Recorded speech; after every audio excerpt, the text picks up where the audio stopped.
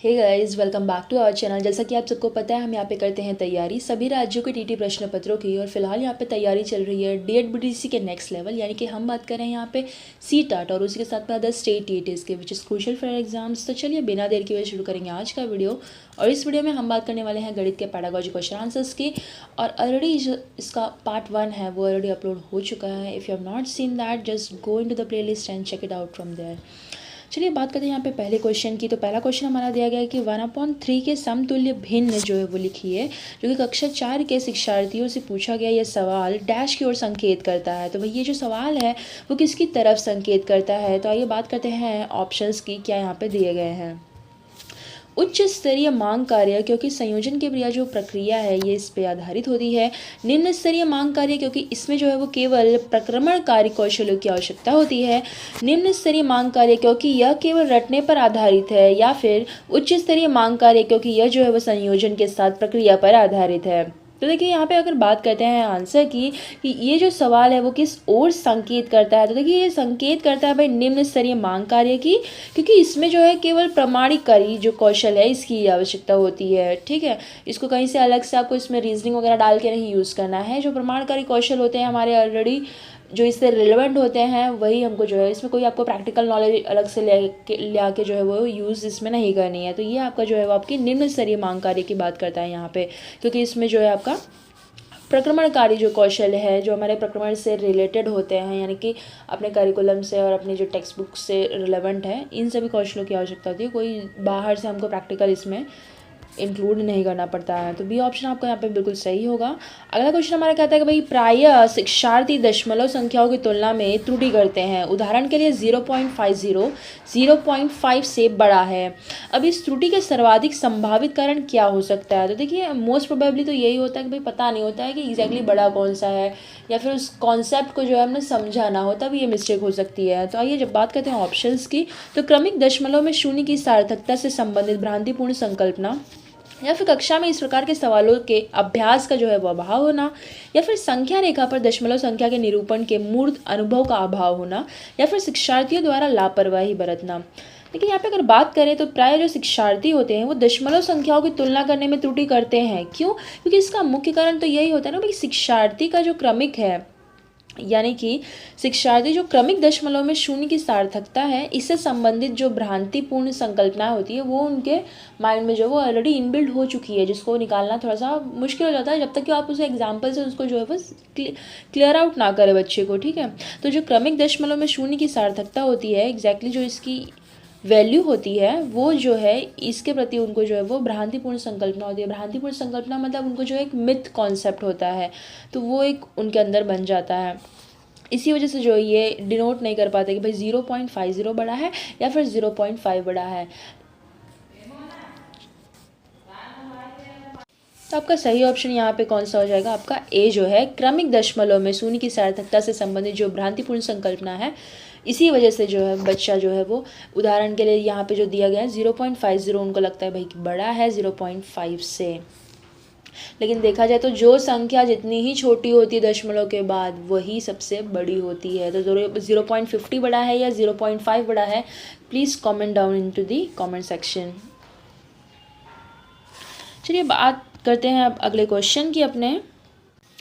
अगला क्वेश्चन हमारा कहता है भाई कि एक शिक्षक शिक्षार्थियों को दैनिक जीवन में गणित का अनुप्रयोग विषय के साथ गणितीय जर्नल यानी कि पत्रिका तैयार करने के लिए एक बढ़ावा देता है। तो ये जो एक्टिविटी है वो क्या है, ये गतिविधि जो है वो क्या है? गणितीय संकल्पनाओं और उनके अनुप्रयोगों में संबंध बैठाने और अपने ज्ञान तथा विचारों को साझा करने में शिक्षार्थियों की हेल्प करना, या फिर शिक्षार्थियों की गणितीय संकल्पनाओं की परीक्षा करना, अपने ज्ञान समझ को जो है वो साझा करने के लिए शिक्षार्थियों को अवसर उपलब्ध कराना, या फिर गणित की समझ में शिक्षार्थियों की सहायता करना।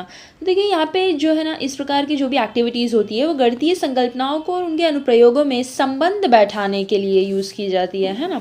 तो यहाँ पे गणितीय संकल्पना उनके अनुप्रयोग जो हम यूज़ करते हैं उसको कहाँ कहाँ पे यूज़ करते हैं, उसके बीच में जो है वो संबंध बैठाने और अपने ज्ञान और विचारों को साझा करने में शिक्षार्थियों की ये जो है वो हेल्प करता है, यानी कि सहायता करता है। तो आपको यहाँ पे ए ऑप्शन है, यही जो है वो बिल्कुल करेक्ट है। अगला क्वेश्चन हमारा कहता है भाई कि वेन हीले के ज्यामितीय विचार के स्तर के अनुसार 5 स्तर है: चाक्षुषीकरण, विश्लेषण, अनौपचारिक निगमन और औपचारिक निगमन, और दृढ़ता यानी कि रिगर। और कक्षा तीसरी के एक बच्चे को छांटने के लिए कुछ बहुभुज भेज दिए गए। अब वह बहुभुजों की संख्या के आधार पर बहुभुजों को वर्गीकृत करता है। तो ये बच्चा वेन हीले के ज्यामितीय विचार के किस स्टेज पर है? तो एग्जैक्टली यहाँ पे वेन हीले के बारे में नहीं पूछा है। वेन हीले के द्वारा जो स्टेजेस बनाई गई है, जो स्टेजेस हैं, उसमें से बच्चा जो है अगर आकृतियों को वर्गीकृत कर रहा है तो वो वेन हीले के किस स्टेज पे है एग्जैक्टली ये पूछा गया है। और यहाँ पे बहुत अच्छी चीज़ तो ये है कि आपको स्टेजेस भी यहाँ पे लिख के दिए गए हैं, बस आपको पता होना चाहिए वो पहला, दूसरा, तीसरा या कौन से स्टेज है। तो यहाँ पे बात करते हैं, बच्चा जो है ना वेन हीले के ज्यामितीय विचार के चाक्षुषीकरण के स्तर पे है। जब किसी चीज़ को हम वर्गीकृत करते हैं, यानी कि बहुभुज दिए गए हैं यहाँ पे, इसको जो है वो ट्रायंगल वाले जो हैं इसको उसने एक तरफ कर दिया होगा, जो 4 साइडेड वाले हैं वो ये सारे जो है वो चतुर्भुज टाइप के ये एक साइड हो जाएंगे, ये पेंटागन वगैरह एक साइड हो जाएगा, यहाँ पे ट्रायंगल जो है वो एक साइड हो जाता है। तो ये जो उसने किया ये चाक्षुषीकरण के स्टेज पे है बच्चा, जो उसको जो है वो वर्गीकृत कर पा रहा है, क्लासीफाई कर पा रहा है। ठीक है, तो यहाँ पे आपका जो ऑप्शन बी है ना ये आपका करेक्ट हो जाएगा कि ये बच्चा जो है वो वेन हीले के चाक्षुषीकरण के स्टेज पे है, स्तर पर है। अगला क्वेश्चन हमारा कहता है कि भाई एक बच्चा संख्याओं, संक्रियाओं और संकेतों, घड़ी के 2 कांटों, विभिन्न सिक्कों आदि में अंतर करने में कठिनाई प्रदर्शित करता है, यानी कि उसको प्रॉब्लम हो रही है उसको समझने में। इसका निहितार्थ है कि जो विशिष्ट बाधाएं उसके सीखने को प्रभावित कर रही हैं वो क्या हो सकती हैं: कमजोर गतिक कौशल, पढ़ना लिखना कौशल, या फिर कमजोर शाब्दिक, चाक्षुष, श्रव्य और कार्यकारी स्मृति, या फिर कमजोर चाक्षुष प्रक्रमण योग्यता जैसे चाक्षुष विभेदीकरण, स्थानिक संगठन और चाक्षुष समन्वय, कमजोर भाषा प्रक्रमण योग्यता, या फिर जैसे अभिव्यक्ति, शब्द भंडार और श्रव्य प्रक्रमण। देखिए एक बच्चा जब इन सारी चीज़ों से अगर प्रॉब्लम आ रही है, उसको घड़ी के 2 कांटे जो है वो नहीं समझ में आ रहा है, विभिन्न सिक्कों के बारे में नहीं समझ में आ रहा है, उसके हाथ में कॉइन्स दे दिए पर वो समझ नहीं पा रहा कि भाई ये कितना होगा, ये कितना होगा, ऐसे कन्फ्यूज़न हो जाती है कभी कभी। तो इस टाइम पे ये यहाँ पे पूछा कि भाई जो विशिष्ट बाधाएं उसको सीखने को प्रभावित कर रही हैं तो वो क्या हो सकती हैं। एग्जैक्टली यहाँ पे बताया गया कि बच्चे को अगर घड़ी की सुइयों में अंतर करना नहीं आ रहा है, या फिर उसमें प्रॉब्लम हो रही है, या फिर इस प्रकार के विभिन्न प्रश्नों को वो हल नहीं कर पा रहा है और उसको हल करने में प्रॉब्लम आ रही है, कठिनाई आ रही है, तो इसका मतलब यही है कि भाई उसे सीखने में थोड़ा सा कमज़ोर है, यानी कि चाक्षुष प्रक्रमण योग्यता जो है ना ये होना चाहिए बच्चे में, जो कि थोड़ी सी कम है। तो यानी कि कमज़ोर चाक्षुष प्रक्रमण योग्यता उसके अंदर जो है वो थोड़ी सी कम है। जैसे चाक्षुष विभेदीकरण, वो एग्जैक्टली उसको अंदर विभेद नहीं कर पा रहा है, क्लासीफाई नहीं कर पाया कौन सी छोटी सुई है, कौन सी बड़ी सुई है। अगर छोटी सुई अगर घंटे पे है तो उसको हम जो है वो आवर्स में काउंट करते हैं, बड़ी सुई जो है वो मिनट्स में है तो उसको मिनट्स पे ही काउंट करना है। ये यानी कि छोटी सुई जो है वो 2 पे है और बड़ी सुई जो है वो 6 पे है, तो वो बच्चा जो है उसको पढ़ेगा भाई 6-10 हो रहा है, एग्जैक्टली 2:30 होते रहता है। ठीक है, तो यहाँ पे थोड़ी बहुत जो है प्रॉब्लम हो सकती है। तो ये जो है वह स्थानिक संगठन और चाक्षुष समन्वय एग्जैक्टली उसको कोप अप करने उसके साथ नहीं आ रहा है। तो यहाँ पे जो सी ऑप्शन है ये आपका करेक्ट हो जाएगा। अगला क्वेश्चन हमारा कहता है कि भाई राष्ट्रीय पाठ्यचर्या रूपरेखा 2005 अधिगम के रचनावादी उपागम पर भी बल देती है क्योंकि वह डैश पे केंद्रित है। शिक्षक द्वारा प्रभावी व्याख्यान और अनुदेशन इस पे तो भाई हो ही नहीं सकती। परिभाषाओं और सूत्रों को याद करने पे कभी भी एनसीएफ जो है बल नहीं देता है। नियमित गृह कार्य जमा करने, भाई जमा करके कुछ आज तक हुआ नहीं है, ना ही आगे होने वाला है। गतिविधियों में शामिल करो, भाई बिल्कुल शामिल करो, और शिक्षार्थियों की सक्रिय भागीदारिता, एक्टिव पार्टिसिपेशन होना चाहिए बच्चे का। और गतिविधि में शामिल यानी कि जो भी एक्टिविटीज़ हो रही हैं, गतिविधियाँ हो रही है, उसमें बच्चे को जो है वो पार्टिसिपेट कराया जाए और उनका जो है वो एक्टिव पार्टिसिपेशन यहाँ पे मस्ट है। और इसी से जो है वो बच्चा जो है वो सीख सकता है, हर एक चीज़ कर सकता है। और इसी पे जो हमारी राष्ट्रीय रूपरेखा 2005 एनसीएफ है यही जो है इस पे बल देती है।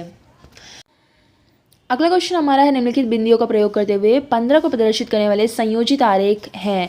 अब इसमें से हमें बताना है कि भाई आरेख जो है वो कौन से हैं। यहाँ पे बना हुआ है आरेख और दिया गया है, अरे देख लेते हैं। यहाँ पे जो है देखिए आरेख जो है यहाँ पे दिया गया है। अब आगे क्वेश्चन हमारा क्या कहता है, भाई 15 अथवा अन्य किसी संख्या को प्रदर्शित करने के लिए उपयुक्त तरीके को हम डैश की संकल्पना पढ़ाने के लिए इस्तेमाल कर सकते हैं। किन किन संकल्पनाओं को, किन किन कॉन्सेप्ट्स को हम पढ़ाने के लिए जो है वो इसे यूज़ कर सकते हैं। तो आंसर की तरफ बढ़ते हैं। तो यहाँ पे जो है कुछ ऑप्शंस दिए हैं, ये पढ़ लेते हैं इनका।